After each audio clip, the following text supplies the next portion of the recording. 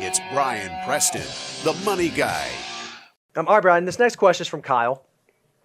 Kyle said, does money in a 529 count towards your net worth, even though it is for your children? And maybe let's expand upon this.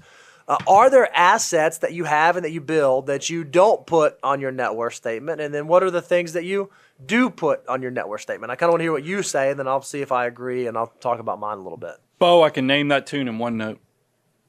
Okay? No. That's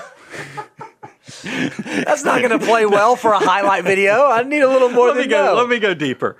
Is that I think there are, and you tried to set it up, but I felt like I wanted to keep it simple, and then we'll now give a little more depth to it. Is that 529 accounts, ABLE accounts, and any of those type of things that you are saving, you've created a priority and you're saving for someone else. It is very noble. It is great that you're at the point that you can not only save for yourself, but you can also help out your children or other loved ones.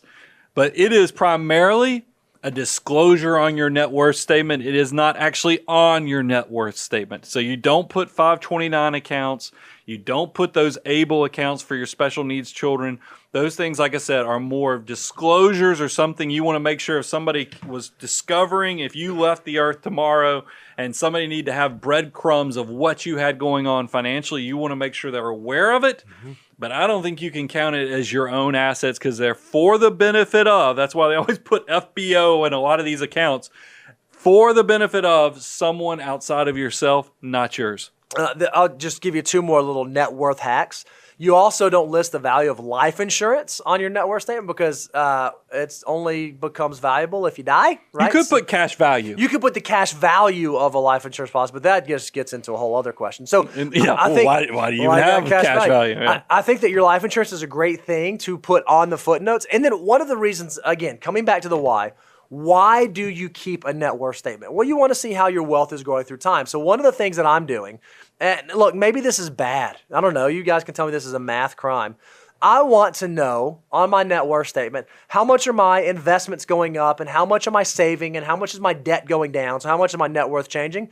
One of the things that I try not to do is for assets that move rapidly but are not easily liquidatable, like a primary residence. I try not to get really, really excited on my net worth statement and start valuing my primary residence at what Zillow's telling me I could sell it for today. Well, while it may very well be true, I'm not selling it today. So on my net worth statement, do I really want to show that it has that much value?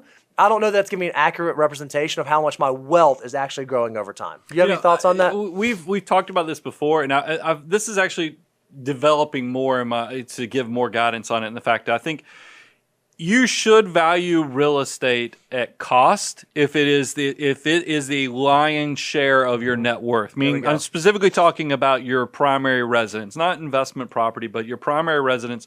Because I have too many people that write us and say, I'm worth $2 million. And then you find out from reading a little bit further, $1.5 million of that is a paid-for house out in California. They don't have hardly any savings and investments and stuff that you can actually live off of.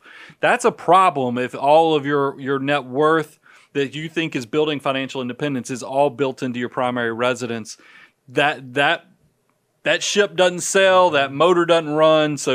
But if it's a small portion, maybe you are a financial mutant that's reached, you're now at that point that you're reaching 7-8 figure net worth.